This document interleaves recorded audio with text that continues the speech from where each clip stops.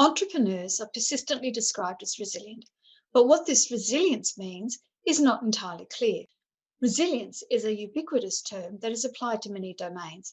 We hear of resilient steel, resilient equipment, resilient scientific method. We hear of resilient societies, economies, cities, and of course, resilient individuals. My name is Dr Rosemary Fisher, and I am a lecturer in Entrepreneurship and Innovation here at Swinburne University of Technology. It's important to understand what resilience is because we believe that being resilient protects people.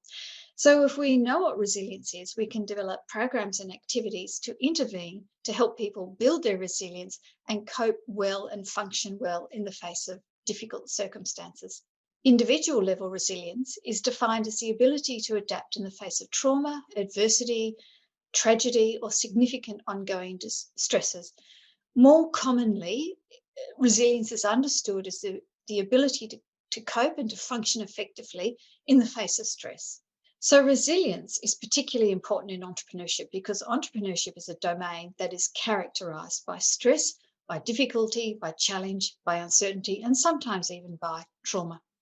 Thinking about individual level resilience really came to the forefront through some research that was done into children who experienced successful outcomes despite growing up in environments that were characterized by disadvantage and deprivation.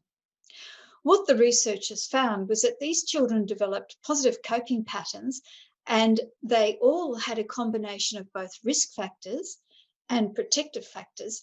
And when these factors interacted, the children were able to develop these helpful coping patterns.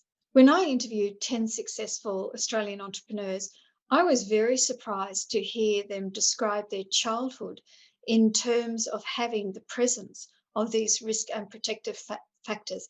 And so that led me to wonder if entrepreneurs in general were actually highly resilient people.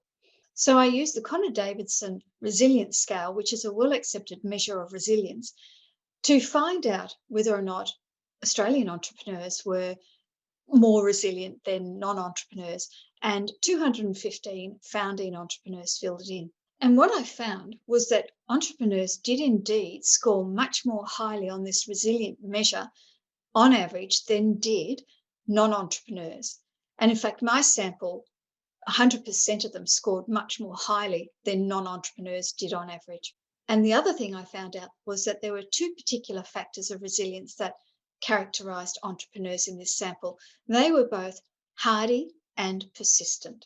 Hardy people are people who are able to adapt to change, deal with whatever comes their way, believe that coping with stress strengthens them, bounce back after hardship or illness, and are able to think clearly and focus under pressure. Persistent people are people who can see the humorous side of a problem, believe that they can achieve the goals that they set, and see themselves as strong people. So whilst some level of resilience is normal in all of us, what this research tells us is that if you are a very resilient person, then you may well be suited to entrepreneurship. That is, you're likely to be successful at it. And by success, I don't mean that you're guaranteed that your business will succeed financially. What I mean is that you are likely to be successful at entrepreneurship because you're the sort of person who can get the autonomy that you want, feel satisfied by the decisions that you make and the things that you do, and are able to achieve the goals that you set. So if you're interested in entrepreneurship, but you don't feel like you are particularly resilient, you may well find that you benefit from an intervention or a program, and you would be looking for the sort of program that would put you under stress.